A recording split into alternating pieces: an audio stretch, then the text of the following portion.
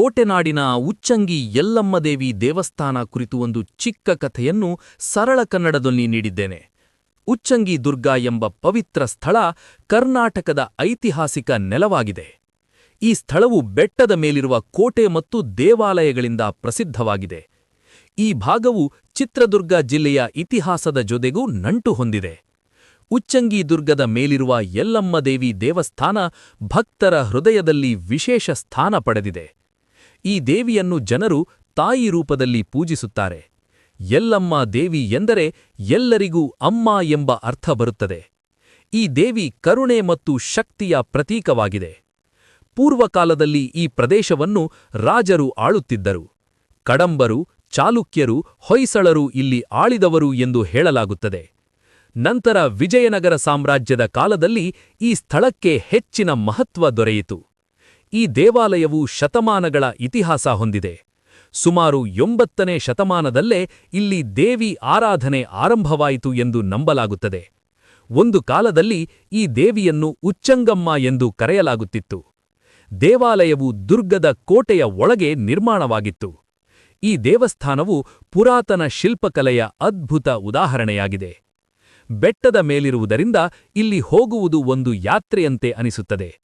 ಪ್ರತಿ ಹೆಜ್ಜೆಯಲ್ಲೂ ಭಕ್ತರು ಅಮ್ಮ ಎಂದು ಕರೆಯುತ್ತಾರೆ. ದೇವಾಲಯದ ಸುತ್ತಮುತ್ತ ಪ್ರಕೃತಿ ಸುಂದರವಾಗಿದೆ. ಗಾಳಿ, ಕಲ್ಲುಗಳು ಮತ್ತು ಹಳೆಯ ಗೋಡೆಗಳು ಇತಿಹಾಸದ ಕಥೆ ಹೇಳುತ್ತವೆ. ಒಂದು ಪೌರಾಣಿಕ ಕಥೆಯ ಪ್ರಕಾರ ಯಲ್ಲಮ್ಮದೇವಿ ತನ್ನ ಭಕ್ತರನ್ನು ರಕ್ಷಿಸಲು ಇಲ್ಲಿ ವಾಸವಾಗಿದ್ದಾಳೆ. ಅವಳು ಕಷ್ಟದಲ್ಲಿರುವವರಿಗೆ ನೆರವಾಗುವ ದೇವಿ ಎಂದು ನಂಬಲಾಗುತ್ತದೆ. ಸಂತಾನ ಸಮಸ್ಯೆಯಿರುವವರು ಇಲ್ಲಿ ಪ್ರಾರ್ಥನೆ ಮಾಡುತ್ತಾರೆ. ಅವರಿಗೆ ದೇವಿ ಆಶೀರ್ವಾದ ನೀಡುತ್ತಾಳೆ ಎಂದು ಜನರು ನಂಬುತ್ತಾರೆ. ಪ್ರತಿ ಅಮಾವಾಸ್ಯೆ ಮತ್ತು ಪೂರ್ಣಿಮೆಯೆಂದು ಇಲ್ಲಿ ವಿಶೇಷ ಪೂಜೆ ನಡೆಯುತ್ತದೆ. ಸಾವಿರಾರು ಭಕ್ತರು ಇಲ್ಲಿ ಸೇರಿಕೊಳ್ಳುತ್ತಾರೆ. ನವರಾತ್ರಿಯ ಸಮಯದಲ್ಲಿ ಈ ದೇವಸ್ಥಾನ ತುಂಬಾ ಜಾತ್ರೆಯಂತೆ ಕಾಣುತ್ತದೆ. ದೇವಿಗೆ ಅಲಂಕಾರ ಮಾಡಲಾಗುತ್ತದೆ. ದೀಪಗಳು ಬೆಳಗುತ್ತವೆ. ಭಜನೆಗಳು ಕೇಳಿಸುತ್ತವೆ. ಹೆಣ್ಣು ಮಕ್ಕಳು ಕಂಕಣ ಕಟ್ಟಿಕೊಂಡು ಪೂಜೆ ಮಾಡುತ್ತಾರೆ. ಮನೆಯ ಸುಖಕ್ಕಾಗಿ ಜನರು ಹರಕೆ ಹೊರುತ್ತಾರೆ. ಒಂದು ಕಥೆಯ ಪ್ರಕಾರ ದೇವಿ ಒಬ್ಬ ಭಕ್ತನಿಗೆ ಕನಸಿನಲ್ಲಿ ಕಾಣಿಸಿಕೊಂಡಳು. ಅವನು ಕಷ್ಟದಲ್ಲಿದ್ದನು.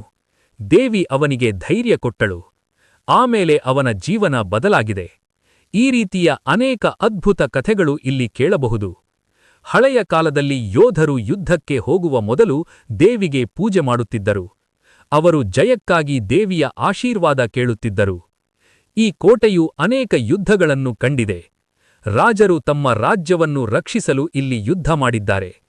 ಈ ಬೆಟ್ಟವು ರಕ್ಷಣಾತ್ಮಕ ಸ್ಥಳವಾಗಿತ್ತು.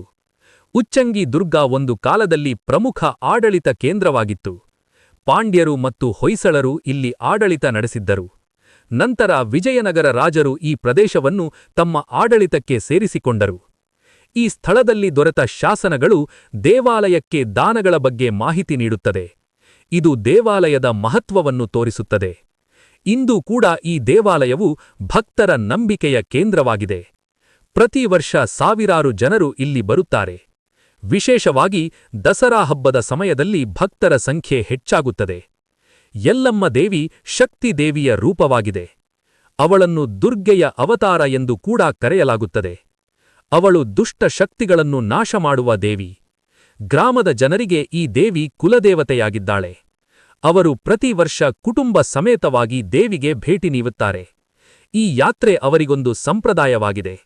ಬೆಟ್ಟದ ಮೇಲಿರುವ ದೇವಸ್ಥಾನಕ್ಕೆ ಹತ್ತಿದಾಗ ಮನಸ್ಸಿಗೆ ಶಾಂತಿ ಸಿಗುತ್ತದೆ. ಪ್ರಕೃತಿ ಮತ್ತು ಭಕ್ತಿ ಒಂದಾಗಿರುವ ಸ್ಥಳ ಇದು. ಇಲ್ಲಿ ಬಂದವರು ತಮ್ಮ ದುಃಖಗಳನ್ನು ಮರೆಯುತ್ತಾರೆ.